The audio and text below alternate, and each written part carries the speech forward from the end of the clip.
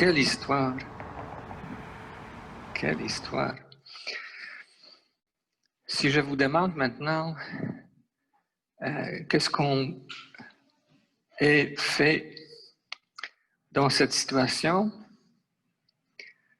comme la femme canadienne, tout le monde aurait répondu « Oh, je ferai la même chose ».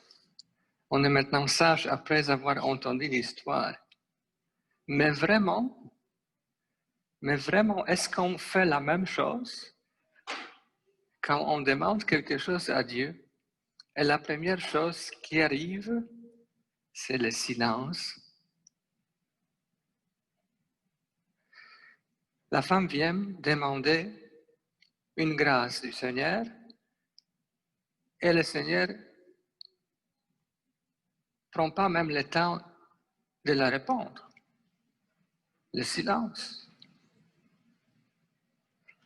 Combien de fois dans notre vie, dans la foi, on a la même expérience? On demande quelque chose au Seigneur et la réponse c'est le silence.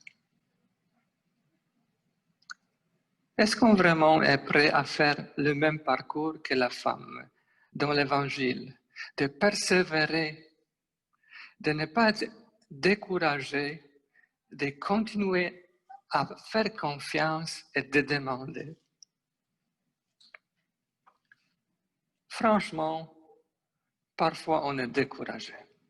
On doit admettre ça, n'est-ce pas? Oui.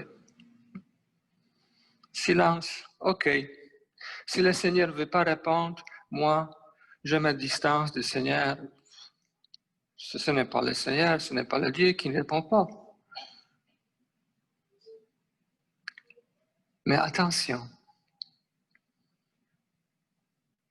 ça ne va pas dire que le Seigneur n'ait pas entendu ma prière. En plus que le Seigneur ne comprend pas mon désir ou ma plainte. Non, il le sait. Sauf que le désir du Seigneur pour moi, ce n'est pas la vie commode sans problème. Malheureusement, beaucoup de fois, on se trompe dans notre imagination comment fonctionne la foi dans notre vie, en prenant pour acquis que ma relation avec le Seigneur, c'est comme traiter avec une compagnie d'assurance. On doit payer quelque chose et c'est quelqu'un, Dieu protège, de difficile comme accident arrive dans ma vie, ça va aider parce qu'on va recevoir de l'argent. Notre relation avec le Seigneur, ce n'est pas ça. Attention, ce n'est pas une compagnie d'assurance. Le désir du Seigneur, de nouveau, ce n'est pas la vie sans problème, la vie super commode, mais qu'on grandisse dans la foi. C'est le désir du Seigneur. C'est le plan de Dieu pour moi.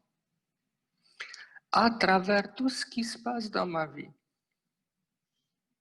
le Seigneur est là, le Seigneur entend et comprend ce que je veux, évidemment, parce qu'il parle toutes les langues. Mais de la pédagogie divine dans ma vie, ce n'est pas de me donner tout ce que je veux, mais tout ce qu'il apporte le grandissement dans la foi. Et parfois, évidemment, et malheureusement, ce n'est pas la chose que je veux à l'instant. Et maintenant, avec la technologie et notre monde crazy, avec Amazon et tout ce qu'on a, on pense, si je vais prier de plus, si je vais donner plus de choses au Seigneur, plus de sacrifices, je vais recevoir un statut Prime en Amazon et je vais recevoir tout de suite tout ce qu'il veut, tout ce que je veux, tout ce qu'il faut. C'est pas vraiment ça. Non. Non, non, non. C'est grandir dans la foi. Et parfois, comme nous voyons dans l'histoire d'aujourd'hui, grandir dans la foi, ça va signifier qu'il y a des épreuves, de petites épreuves, le silence de Dieu, invitation de persévérer, de reprendre la prière, de reprendre la confiance, de demander plus.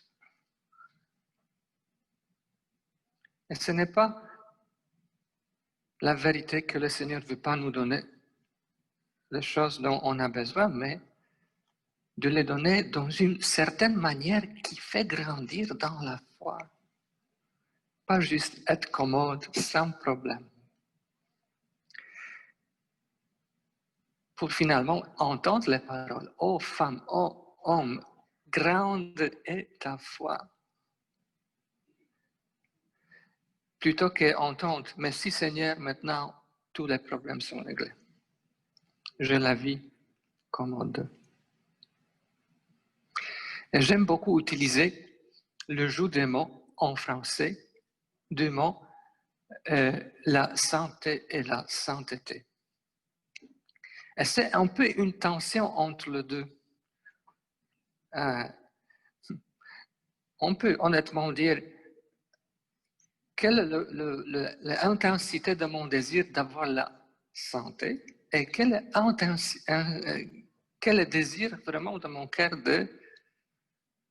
d'aller vers la sainteté. Ça peut créer une tension, c'est symbolique parce que ce n'est pas une expression parfaite, mais c'est quelque chose d'intéressant de se demander. Autrement dit, est-ce que mon désir est vraiment grandir dans la foi avec le Seigneur à travers tous les défis de ma vie? Ou bien mon désir est d'avoir une compagnie d'assurance avec Accès Prime qui peut résoudre tous mes problèmes à l'instant même?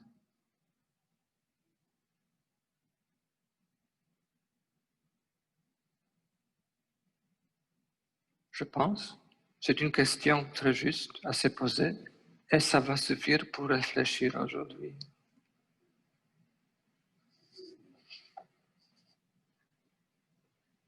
Ensemble dans le Christ. Ensemble pour le Christ.